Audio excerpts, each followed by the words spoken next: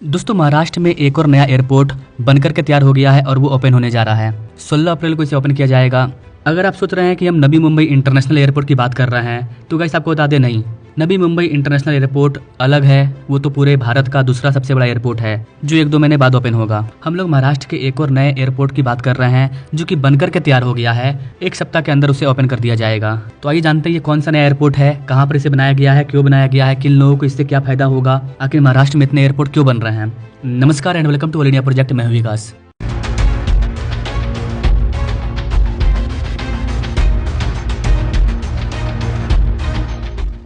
Now directly come to the point guys, वर्षों की योजना और कड़ी प्रयासों के बाद शहर से लगभग 15 किलोमीटर दूर बेलोरा में अमरावती का अपना हवाई अड्डा आखिरकार उड़ान भरने के लिए तैयार हो चुका है। जी हाँ गाइस, बताया जा रहा है कि 16 अप्रैल 2025 को नियमित वाणिज्यिक उड़ान सेवाएं शुरू होगी, जो पश्चिमी विदर्भ के लोगों के लिए एक बड़ी उपलब्धि होगी। हवाई अड्डे के शुरू होने से क्षेत्र की कनेक्टिविटी में काफी वृद्धि होगी, अर्थव्यवस्था को बढ़ावा मिलेगा और यात्रा और व्यापार के लिए नए दरवाजे खुलेंगे। दशकों से पश्चिमी विदर्भ के निवासियों के पास प्रमुख शहरों तक सीधी उड़ान की सुविधा नहीं थी। उड़ान योजना के तहत अमरावती हवाई अड्डे का शुभारंभ अब उस कमी को पूरा करता है। हवाई यात्रा को किफायती और सुलभ बनाने के लिए इसे बहुत ही अलग डिजाइन किया गया है। यह हवाई अड्डा शहरी केंद्रों से तेज कनेक्टिविटी का वादा करता है और क्षेत्र के कृषि और औद्योगिक क्षेत्रों का समर्थन करता है। यहाँ पर गाइस आपको बता दें कि महाराष्ट्र हवाई अड्डा विकास कंपनी यानी कि MADC ने इस सुविधा का विकास किया है तथा इसे सुचारू और सुरक्षित लैंडिंग सुनिश्चित करने के लिए प्रेसीजन अप्रोच पाथ इंडिकेटर्स जैसे आधुनिक सुरक्षा उपकरणों से सुसज्जित किया है।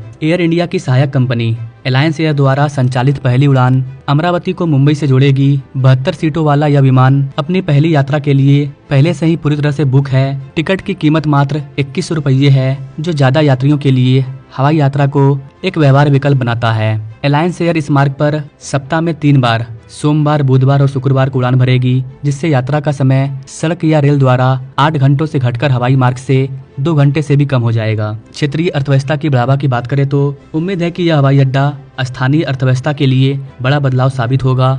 मुंबई तक आसान पहुंच के साथ किसान और व्यापारी जल्द ही खराब होने वाले सामान को जल्द से जल्द ले जा सकेंगे, जिससे उनकी बाजार पहुंच बढ़ेगी। बेहतर कनेक्टिविटी से निवेश आकर्षित होंगे, व्यापार वृद्धि को बढ़ावा मिलने और विभिन्न क्षेत्रों में रोजगार के अवसर पैदा होने की भी संभावना है। पर्यटन को भी लाभ मिलने वाला है। अपनी समृद्ध सांस्कृतिक विरासत, ऐतिहासिक मंदिरों और सुंदर परिदृश्यों के कारण पश्चिमी विदर्भ अब देश भर से और बाहर से आने वाले पर्यटकों के लिए और भी सुलभ हो गया है। 16 अप्रैल को हवाई अड्डे के भव्य उद्घाटन में राज्य के प्रमुख नेता शामिल होंगे, जिनमें मुख्यमंत्री देवेंद्र फडणवीस, उप मुख्यमंत्री एकनाथ शिंदे और अजित पवार और कई स्थानीय प्रतिनिधि शामिल होंगे। उनकी उपस्थिति परियोजना के लिए मजबूत रणनीतिक समर्थन का संकेत देती है और क्षेत्रीय विकास के लिए इसके महत्व को रेखांकित करती है।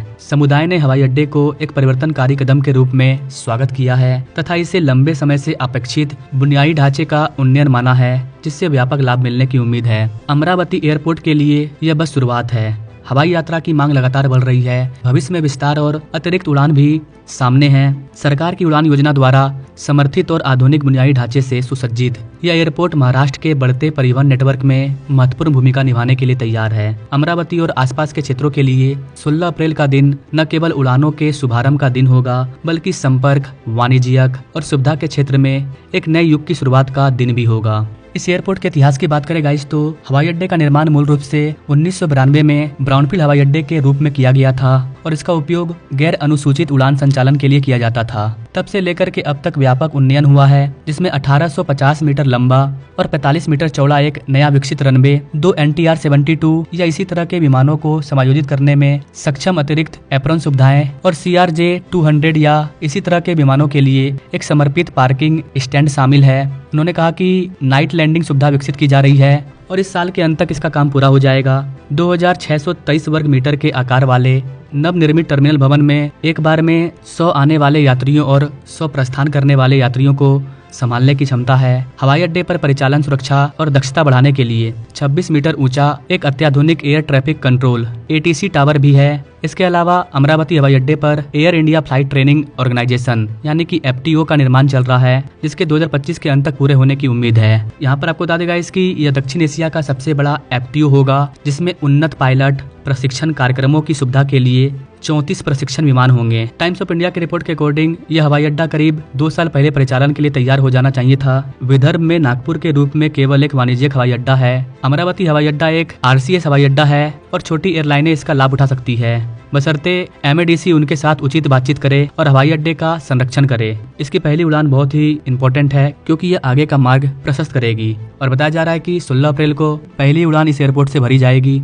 यहाँ पर गाइस आपको बता दें कि अमरावती हवाई अड्डा इस क्षेत्र के लोगों के लिए एक सपना रहा है शुरू से, जो लंबे समय से प्रमुख शहरों से सीधी हवाई संपर्क से वंचित है। यह नया हवाई अड्डा भारत सरकार की क्षेत्रीय संपर्क योजना यानी कि उड़ान का हिस्सा है, जिसका मेन उद्देश्य प्रमुख स्थलों तक पहुंच बढ़ाकर अंतर को पाटना और स्थानीय अर्थव्यवस्था को बढ़ावा देना है। अपने कृषि और औद्योगिक महत्व के लिए जाने जाने वाले इस क्षेत्र को इस नए विमानन लिंक से बहुत लाभ मिलने की उम्मीद है, जो न केवल स्थानीय लोगों के लिए यात्रा को आसान बनाएगा बल्कि व्यापार और पर्यटन को भी आकर्षित करेगा। हवाई अड्डे के निर्माण और संचालन का काम महाराष्ट्र एयरपोर्ट डेवलपमेंट कंपनी के द्वारा किया जा रहा है। इसकी पहली फ्लाइट अमरावती से मुंबई के बीच में एयरलाइंस एयर के द्वारा उड़ान भरी जाएगी। 72 सीटों वाला यह विमान जो पूरी तरह से बुक हो चुका है, सुबह 11:30 बजे अमरावती से उड़ान भरेगा और दोपहर 1:15 बजे मुंबई में उतरेगा। करीब करीब 1 घंटा 45 मिनट का उड़ान होगा और इसका किराया 2100 रुपया रखा गया है, जिससे कई तरह के यात्रियों के लिए हवाई यात्रा सुलभ हो जाएगी। एयरलाइंस एयर जो एयर इंडिया की सहायक कंपनी है,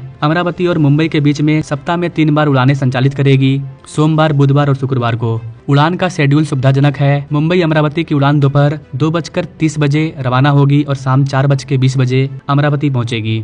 वापसी उड़ान अमरावती से शाम 4:50 बजे रवाना होगी और शाम 6:35 बजे मुंबई पहुंच जाएगी। इस नई सेवा से यात्रा के समय में उल्लेखनीय सुधार होने की उम्मीद है। इससे पहले अमरावती से लोगों को मुंबई पहुंचने के लिए लंबी ट्रेन या बस यात्रा का सफर करना पड़ता था, जो काफी लंबा होता था, थकान वाला होता था। अब लोग मात्र 1.5 से 2 घंटे के अंदर अमरावती से मुंबई पहुंच जाएंगे, तो 8 घंटे का समय 1.5 से 2 घंटा के अंदर आ गया। ये इस एरिया के लोगों के लिए बहुत बड़ी बात है। ये दिखाता है कि अमरावती विकास की ओर आगे बढ़ रहा है। अमरावती हवाई अड्डा इस क्षेत्र के लिए बड़ा बदलाव साबित होने वाला है। पश्चिमी विदर्भ में अपनी रणनीतिक स्थिति के कारण यह हवाई अड्डा महाराष्ट्र के आर्थिक केंद्र मुंबई और अन्य महत्वपूर्ण शहरों के लिए महत्वपूर्ण हवाई अड्डा संपर्क प्रदान करेगा। यह बेहतर कनेक्टिविटी क्षेत्र में विशेष रूप से कृषि और विनिर्माण क्षेत्रों के लिए माल और सेवाओं के सुगम परिवहन की सुविधा प्रदान करेगा। स्थानीय व्यवसायों, विशेष रूप से कृषि क्षेत्र में फलों और सब्जियों जैसे जल्दी खराब होने वाले सामानों के परिवहन में काफी इंपॉर्टेंट रोल प्ले करने वाला है। आसपास के इलाकों में जो भी खेती होगा, लोग उन चीजों को एक्सपोर्ट कर पाएंगे, इंपोर्ट कर पाएंगे अलग अलग जगहों में। तेजी से बढ़ता एविएशन सेक्टर भारत की ओवरऑल ग्रोथ और एम्प्लॉयमेंट जनरेशन को भी गति दे रही है। ओवरऑल देखा जाए तो अमरावती और आसपास के जिलों के लोगों के लिए हवाई अड्डे का खुलना गर्व और प्रत्याशा का क्षण है।